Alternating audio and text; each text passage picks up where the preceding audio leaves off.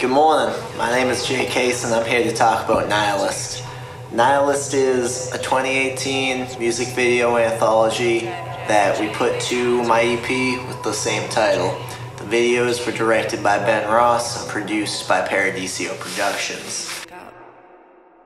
What Nihilist is a deeply personal expression of how I feel depression is like. So the goal we had in mind was to demonstrate the discrepancies between how depression is visible within a person and what the reality of that depression actually is. What you see is our main characters basically going through hell, but these are all put to upbeat hip-hop things. So it really makes it look like they're having fun. It kind of, to me at least, relates to the path of self-destruction that a person with depression would take that might just look like they're having fun, but really they're destroying themselves. Their whole ordeal is given extra cultural and religious references we use through imagery and symbolism throughout the project. Basically, you see these characters start out as just normal people, and you see them become broken down and manipulated, terrorized by this abstract evil that is depression. So you might be wondering who the animated face guy is. That's how we tried to personify this abstract evil that we decided is depression. He is literally the physical embodiment of that. And you see him follow around these characters and he marks them. And what the mark means is they're more or less infected with it now. And of course, misery loves company, so then they go off and infect others and mark others. So the effect on Evil Jesus throughout Nihilist was kind of hit or miss. There were some shots where it came out exactly how I wanted it, how I envisioned it in my head. In other ones, it was really amateur. The entire process of making Nihilist, though, was a learning experience and a big period of growth for both Jay and I. So I really think that it represents us as artists. We came into ourselves and we developed a lot of our core values and themes that we have really built upon to this day. It was foundational to building our image and our brand.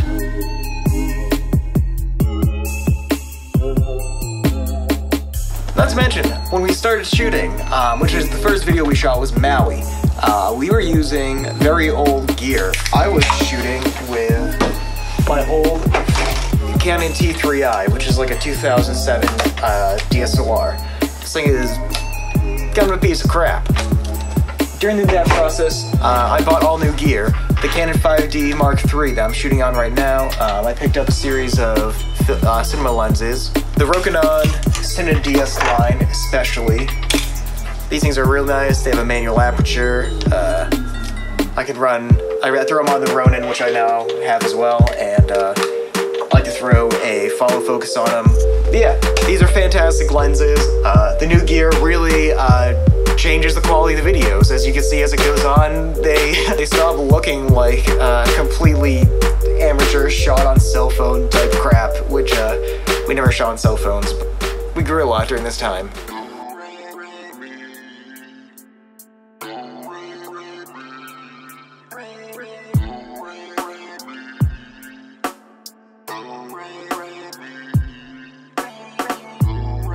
So philosopher is introspection. It's self-observance about imperfections. And as you keep beating yourself down, this darkness takes form, and Evil Jesus enters. So he comes in, and right from the get-go, he marks my character, right? And shortly after, he marks another character that we named Hobbs. And the mark, as I stated, is literally depression, but it's ironic. It's something people can visibly see, whereas just walking around, no one can see what's going on in your head. People don't know what's in there. So we kind of tried to flip that idea, but we took it and made it outward. So with that symbol, I really took this idea of Evil Jesus being this ancient, mystical kind of evil pretty far. So the pagan god Baphomet, who's really portrayed as like a satanic figure, he's the goat-headed god who's always portrayed sitting with his hands like this. I took that hand sign and I put it together to create the graphic, the symbol for Nihilist and the mark that everyone receives. I really try to project it as being a demonic symbol. So you might have also noticed that only in Philosopher we used the crown, and that's where the religious imagery comes in. It takes it in a more apocalyptic direction where the crown represents that evil Jesus, so to speak, is the false Messiah. And the metaphor is really going on in Hobbes' head. He's honestly the most important character. As his depression gets worse, he starts looking for a savior, and he looks towards the wrong one. So I especially like the scene where evil Jesus shoots me. He places the crown on my head and does one of those. And if you watch the shadow where my head is, you can see the bullet exiting my head. It's a nice little touch that you might miss, but it kind of goes to say, ha, I got you. You're mine now. So at the end of the song itself, we've got a phone message from the narrator who's present more or less through the album. In the album itself, he's just a concerned friend. But in the video, he takes a more important role. He's in the scene, but he's separate from it. He's watching, and he's still concerned, but there's not a whole lot he can do. He's just observing. So the song itself, for track 2, if you don't mind, is pretty sarcastic. The hook starts with, I hope you have a great day, but then the entire song talks about a pretty shitty day. The video's not much different. Hobbes is having his own great day. He walks out of the building, bumps into OQ. OQ's not too happy about that, which is represented by how he used evil Jesus with the fire behind him, commanding them to fight. So OQ immediately starts beating on Hobbes, and then proceeds to go and mark another character that we named Jordan. This was Hobbes' task, and he failed. So towards the end of the video, we used another shot of evil Jesus in a similar way, where they were commanding them to fight before. Now he's saying, no, come here, and he's calling everyone in. I hope you had a great day. I like the shot here. The effect is really clean, and it very simply leads you into the next video. It grabs the characters from If You Don't Mind, and it gives them their objectives to move them forward in the story and to go on their quests.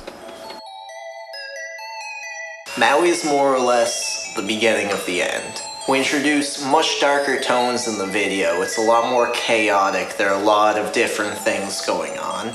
Even lyrically with it, I say, lucky I woke up, but I'll admit this ain't a good morning. That references an old track of mine called Good Morning that was about partying, having a good time. And now I'm saying, well yeah, I'm lucky I woke up today, but it's not a good morning. I'm not having a good time. So I think Maui's the deepest video of the bunch in terms of how much there really is to unpack. This is also the time when I transitioned from my old gear to the new gear. So this was really a period of growth and learning with the new tools, but also it was really exciting because I was no longer hindered by my limited older gear. I was finally using cinema-grade lenses that have been used in movies, and I was able to learn more and flex, you know? It was fun. We were growing, we were creating, and it was just nostalgic as shit looking back on it now. Maui opens with intercutting parallels of Jay and evil Jesus who's thrashing around, kind of showing like his mental state and how he's breaking down on the inside, but he's like on the outside he's composed and looks like he's with it, and that's portrayed by the parallelism. And we kind of take that further, like when he's in the tunnel, you have the image fades from Jay being in there to the dark and dank kind of looking room as evil Jesus is comes in there and he approaches you with a lantern. With dark thoughts. Look at me wrong, you are not smart. Throughout the entire video, we've got parallels between me and Evil Jesus himself. I'm kind of separate from Hobbs and Jordan's characters. They've both been given tasks. They've been sent out to mark other people. Meanwhile, you've got me sitting in similar locations as him. There's a lot of mirroring that we use to kind of show how I'm almost like a human form of him. Because you can have this monster telling you to do these things, but then you apply another human being to it, and it's almost like, okay, this is alright, someone else is doing this too. But even then, there's shots where I'm visibly frustrated and concerned about what's going on. Yes, I'm doing what Evil Jesus wants me to do, but deep down, I don't like being in chains. So Evil Jesus summons Jay and Jordan to him, and he gives them their tasks to attend to for the rest of the video. Hobbs is also sent along to go mark people with them, but he fails, and that comes back to punish him. I do really like the shot of Jordan here helping Evil Jesus get somebody else marked. Just a cool looking shot. I used an octopus and with its tentacles going out in the background for the effect over his face. And later on in the video, I tried to kind of represent also with the multi-armed Evil Jesus. I really like that shot too. That was a fun effect. Hobbs has already tried and failed to mark people twice. At this point, Jordan very quickly marked someone, so she's won over Evil Jesus' favor. There's parts in this video where you see me driving over a bridge. That's a very important bridge for later. It's a lot of foreshadowing for what's to come for Hobbs' character. You see him in a very similar environment to this one, where after already getting his ass kicked twice, Evil Jesus now comes to do it again to punish him. One shot that I really found interesting was, there's a very quick one where you see the mark on my hand, it's all bloody and there's blood all over my hands. And that's kind of a callback to show what's to come, what's already happened, and then remind you that in Philosopher, I opened the door. I allowed Evil Jesus to come in, and now there's literally blood on my hands. The idea of Evil Jesus hitting Hobbs and just yelling at him and all that anger, it was reflective of an abusive relationship and kind of like a cult mentality. Jay's then seen in the same room, hitting his verse with all the sharp lighting and the vibrant colors and the smoke in the background. Love those shots, fantastic. Use the Ronin to get that sweeping kind of effect around him with the godlight coming through. So Maui is really like everyone coming together at the beginning, and then they fracture. They go off in their separate ways, and they all start to have really dark times, and it sets up the fallout, and it sets up where they're all going to go as characters for the rest of this project. At the end, we just have Jay sitting there in the park from the beginning, and he's just contemplating what's happened, what's to come. He knows it's not over. So I also kind of set up Hobbs as failing his quest. He's failing his quest because here in this video, Maui, and if you don't mind, we set up why Evil Jesus would finally snap at him and be angry and take out his anger on Hobbs. Maui being the third of 5 videos, it's essentially the third act, you know? So this is the big transition. This is where the conflict comes to a front, and now all the characters need to deal with it. And moving on, we're going to go into Strange Dreams, where they try to escape their problems, and the consequences of doing that come back in the moment. In my bank account, desperate to lose. While I was writing Maui, I used the word Maui as kind of a lyrical device. I wanted to kind of parallel Maui as depression, which is why it's called Maui -- Why Be Sad. Because think about it, you're in Maui. How could you be sad? But it's all fake. And I feel like that's really conveyed in the part of the video where it says welcome to Maui. And it says this while all this crazy shit is going on and these characters are really starting to fall apart. Welcome to Maui. You're in hell now. Strange Dreams is like the calm before the storm. Not a whole lot of significant things happened in the video itself. Matter of fact, we're all kind of just chilling around the fire. We use fire quite a few times in that video as an imagery device though. You see, towards the beginning, right after Hobbs has been punished by evil Jesus, he hands him the bottles, kind of like a friendly gesture. Meanwhile, his face is in flames and it's all distorted and shit. This is kind of meant to show the tension that's been building up. At this point, most of the characters are just about broken. You see Hobbs, who's just about breaking down. Jordan's more or less silent unless she's trying to calm Hobbs down. But then, on the other hand, there's kind of a dichotomy with my character. I'm happy, I'm moving around. There's one scene where I'm on the ground just rapping, just having a good time. Meanwhile, all this calamity is beginning to happen. This kind of comes from my closeness with evil Jesus at this point. You see one scene where I'm literally touching his face and he's touching mine. We're embracing each other and he's growing more and more powerful. So the stronger he gets, it's almost like the stronger I get. And through all of this, I'm still in a good mood, even though everyone's falling apart. So all along, I've been using a ton of anime, especially for the Evil Jesus mask effect. Mostly because it has a lot of movement and bright, bold colors that will translate to an interesting kind of pattern underneath. And also because I just fucking love Neon Genesis Evangelion, and you should all Never watch put it. things nicely, whipping my Chevy at light In the speed. video, Hobbs is constantly on edge, and all it takes is him just spilling his beer on himself to just have enough. He stands up, tosses on the ground, and he just storms off. He's done. Jordan tries to follow, but like, she can't get to him now. He's so far gone. So the moment is kind of where it all wraps up. What's happened to everyone has kind of hit its pinnacle, and it's broken all of them. You see everything that happens to Hobbs' character.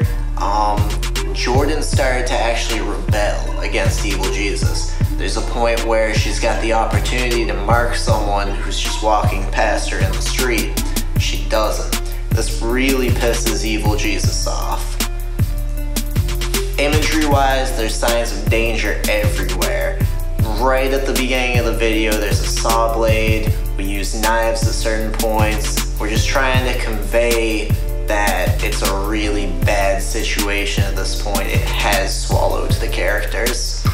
Jordan even goes so far in her rebellion from evil Jesus as to try to help Hobbs, try to stop him from drinking, stop him from self-destructing. Unfortunately, it's unsuccessful. Despite Jade doing so much for evil Jesus, he still gets berated. He still gets called out and like beat up for it. Bread, right? You can't stop me, red lights. I bet you think my bread, right? I think I just went on with your world. This is really discouraging to his character, and it's like the ultimate betrayal. This is someone that he's dedicating his whole self to, and he's lashing out at him. He's like basically calling him a failure, and like he's not enough for him. Again, kind of furthering that imagery of like an abusive relationship. Jay doesn't know what he's done wrong. He feels like evil Jesus is punishing him for failures that he isn't aware of. And now evil Jesus is pushing him into some situations that he's not comfortable with, like trying to force him to pick up the knife, and who knows what comes with that if he actually follows through. At this point, my character more or less just wants out. You can see points where I'm trying to wash off the mark and new ones start popping up on me. I even go so far as to try to cut it out of my literal flesh to get rid of it. Obviously, this doesn't work. It's kind of funny. Earlier throughout the short film, I was holding it up like a gang sign, like something I was proud of, and now I'm literally trying to rip it out of my flesh. Unsuccessful. And in the end, you see me still marked. I've lost, Hobbs is gone, and I'm just broken down on the floor. The red and blue lights are flashing. Hobbs is straight up depressed and broken at this point. He looks over the balcony and he only sees the worst for himself. He's not relieved being outside. He's not getting away from his problems by getting out there. He just looks down. That's his perspective. His story from here is simple. He just walks to the bridge from Maui that Jay drives over, and he reflects on all the bad things that have happened to him, everything that has brought him to this really, really low point. And he jumps. At the bridge, the world around Hobbs was dreamlike, peaceful, kind of cloudy. It was bright and vignetted. He was in acceptance of where he was. And for once, throughout what we've seen of him, he was okay with his circumstances. And that's why it was such a floaty, glowing type of imagery. The Epic of Gilgamesh is the first story that we know that humans have written and have recorded to pass down to generations. It describes a flood that destroys the world, and we tried hard to incorporate a lot of imagery of the flood, including with Hobbs' death, where he jumps into a river. Even while Jay is reading Gilgamesh, Evil Jesus picks up the glasses from him and puts them on his head and then starts taunting him. It's a lengthy kind of exchange you're having right there. Right, go now. My face and like push it to the side. Yeah. This whole project, I wanted to shoot Evil Jesus like a horror monster, and much of it like a conventional rap video, in order to make some big distinctions in the tone of it. The way I wanted to kind of approach that was to make it like Evil Jesus was invading in the video, like he was this outside force breaking into the world and imposing his own will upon it. I love using bright and vibrant colors, obviously, as you can see from all these videos, especially Maui, I think. But I found a lot of ways to use it in ways that would develop the characters and that would expand upon the themes and the mood and tone of each scene. There was also a real mix of styles between each of the videos. I was able to implement different techniques to give them a different feel in each video. I think especially, if you don't mind, stands out as one that you could look at as being a solo music video that's kind of a hype piece almost, but in viewed with context of the rest of the project, it is more substantial. There's a lot of interplay between this being a music video and a short film. And that's kind of a theme that Jay and I have progressed in our further projects, most notably our most recent music video, Hyperspace.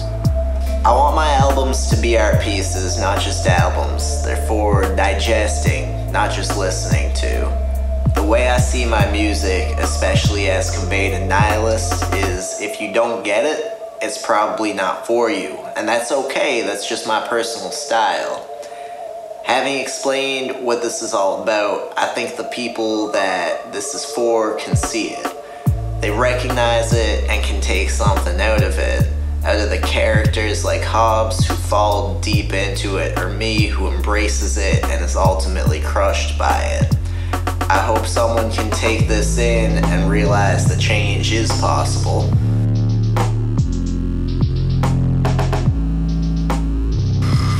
We had a lot of fun doing this project, honestly. It was definitely one of our most creative works to date. I've been working with Ben Ross for a very, very long time. It was honestly about growth, self-discovery. I know a lot of the imagery we used in was pretty cryptic, so I hope this can help you as the viewer understand what we were trying to achieve a little better. This has been a case study on Nihilist. Thank you for watching, and I hope you have a great day. Whatever that means to you. I can tell we from the same place, so I kinda wanna see it through. We can go and hit the pad late. Is that cool with you? We can go and hit the pad late. I'm feeling bulletproof. Put your hands up if you ain't got $1 to your name though. Get that cash and fame though. Never see the same hoe. I just wanna hang with who does never see me so reclusive. Who's a chain motherfucker? Don't forget my name.